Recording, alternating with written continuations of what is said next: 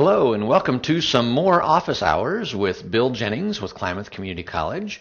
I had a question regarding processing probabilities with the normal curve, which I believe is going to lead us to probably a central limit theorem question also. So I just have a problem dialed up for us. Let's just go ahead and just dive right into it and walk through the process of how I would like for you to think about this problem and find its solution. So the capacity of an elevator is 15 people or 2,490 pounds. The capacity will be exceeded if the 15 people have weights with a mean greater than 166 pounds. That comes about from being you have this many pounds in the entire elevator to divide amongst 15 people. So there might be one person who's a little above 166, but then another one below, and it should work itself out to be an average of 166 is what you have the capacity to do with those 15 people. So suppose the people have a weight that are normally distributed with a mean of 175 and a standard deviation of 25. So we might be in a little bit of trouble here, but let's see how it comes together. So that's our story that we want to start with, and it says find the probability that if a person is randomly selected, his weight will be greater than 166 pounds. And then find that probability, and then we want to round it to 4 decimal places. So it says here that a person is randomly selected. So we're selecting 1 on my first go. So let's go ahead, and I'm going to move this off. I'm just going to slide it down a little bit so we can actually just see it as we pull information out. Things that are going to be important for me to focus on. I guess that's not going to work, is it? My N was I was putting 15 people on the elevator. And my X, or my target, was that 160. I had 166 pounds per person. So that's going to be my target of what my X is going to be. And looking again back to here, and it's known to me that this population has a mean of 175 along with a standard deviation of 25 is what's told to me. So the story might change along the way to make the problems a little bit different. Your problem would be different than mine just by the nature of how my math lab works. So what I want to focus on just for a quick second is where this mean and standard deviation, and I have this bell curve laying out here. It means that there's a 175 that is my mean weight of the individual, and that would lie right here. Now, if I was on a z-scale, that's 0, because 175 is how many standard deviations away from the mean. That is the mean. It's 0 deviations. If I let each of these tick marks represent 1 deviation away, on the z-scale, those would represent 0, 1, 2 on deviations away. And because I'm up here, I'm being told that a deviation is worth 25 on the raw scale. That would mean that this is 200 goes here, and 225 goes there. This would be 150, and this would be 125, because each deviation is worth 25 pounds in this case. So the question is asking us, let's go explore the probability of finding a person who weighs less than. So I want to find the probability that X is less than 166. And the key thing here is this is on the raw scale. So on the raw scale, 166, what do we end up with? It lying somewhere in here, and it says I want to find the probability that someone was less than. So I'm going to be focusing on the area left of that cut line of 166. So I need to be able to look that value up. Now this was told to me to be 166. That's what it is on the raw scale.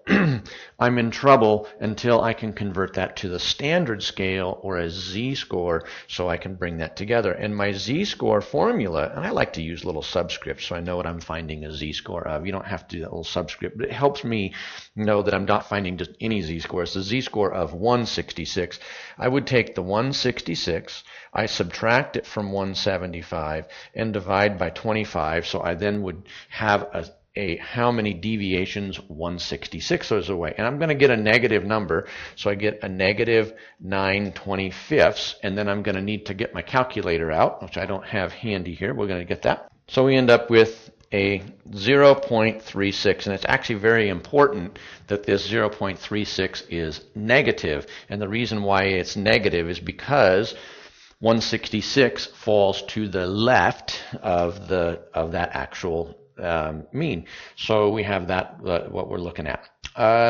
Now I have a z-score of 0.66. So essentially, I'm on my z-scale, I've got negative 0.36. I need to find the area left of that curve.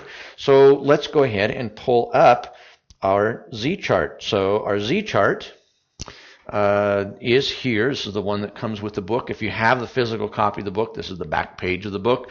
I will make sure I've uploaded a copy of this so you can use it. We'll have a copy of this for you on your exam, so you can look up probabilities. You can also use technology. We have TI-84. You can look it up there. So negative 0.36. So this is negative 0.3, 0, 1, 2, 3, 4, 5, 6. So it looks as if it comes out to be this 3594. So negative 0.36, and that would be where that comes out. 6, 7, 8, 9. I feel good about that. 3594. So just putting it, if you have the piece of paper in front of you, you can actually see the whole scale here, 0.36. So that tells us 0.3594. By the chart that we're using, that tells us the left side. So I don't have to do a 1 minus or anything. That just tells me the area left of this z-score, which corresponds to 166. So the answer to my problem is 3594. Let's go see if we did it right. 3594.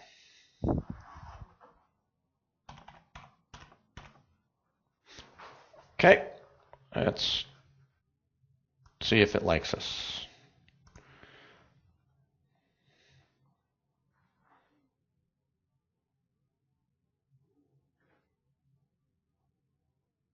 Oh. Okay, so in copying the problem down, I did make a mistake. I didn't read the problem carefully. I was thinking we were trying to find probability that x is less than 166. The problem is actually asking us, if we read the problem actually says, find the probability if a person is randomly selected, his weight will be greater than 166. So we're actually testing the other side. So find probability x is greater than 166. Now, from all of my charts and my lookups, I was able to determine that the probability that was less than that value was 3594. Well, if 3594 is the less than side, then to find the greater than side, what I need to do is take 1 minus 0.3594. So I end up with a 0.6406 for this area here. So the probability it would have been less than is the 3594, but the problem's actually asking me for what's the probability it was greater than, so that's going to be 0.6406. Let's go check that answer and see how that works out for us.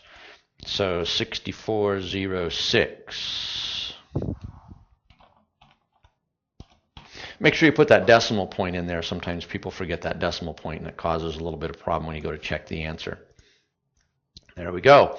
Now the next question says, find the probability if 15 randomly selected people will have the mean weight that's greater than 166. Now the big reason why this is compounds the problem is because it doesn't matter if you're getting on an elevator with 15 people. If this elevator has a problem with 15, if one person gets on, it doesn't matter if that one person is up or down. What matters completely is us as a collective group of 15 individuals getting on the elevator. Is it going to function or not? So everything changes, but not dramatically. It changes just a little bit. The mean is going to stay the same. So is the X and the cut lines and all that, but the one piece that's going to change is going to be our standard deviation. So let's look at a new setup here. Now in this case, N was going to be 15, so I had 15 people coming together. My X cut line again is still 166 because I got to have this come together at 166. We were told that the mean was 175 and the standard deviation of an individual was 25, but not worried about people as an individual now. We're worried about people as a group.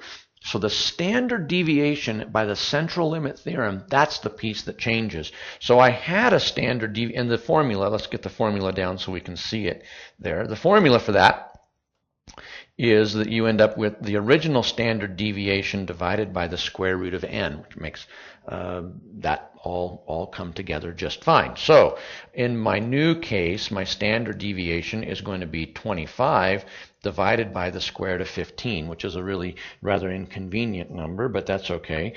25 divided by the square root of 15 ends up being approximately 6.45497 and a whole bunch more change. So let's go back up to this original picture up here. On this original picture, I was focusing right here that I had 175 in the middle, and I said one standard deviation was worth 25. It brought me out to 200. One standard deviation is no longer worth 25 because I'm talking about groups of 15. So the 175 still is my center line for my mean, but now instead of worrying about I would be at 181.45, and then I need to take 6.45, if you will, away from 175.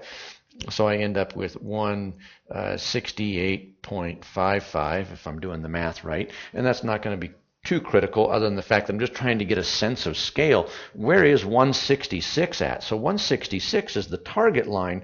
It's going to be hanging out down here. And I'm trying to find the probability that it's greater than. I'll pay attention to the problem this time so we know we're going to go greater than. Now when I do look it up in the table, I'm still going to get this side. I'm going to have to do a 1 minus to get it coming together.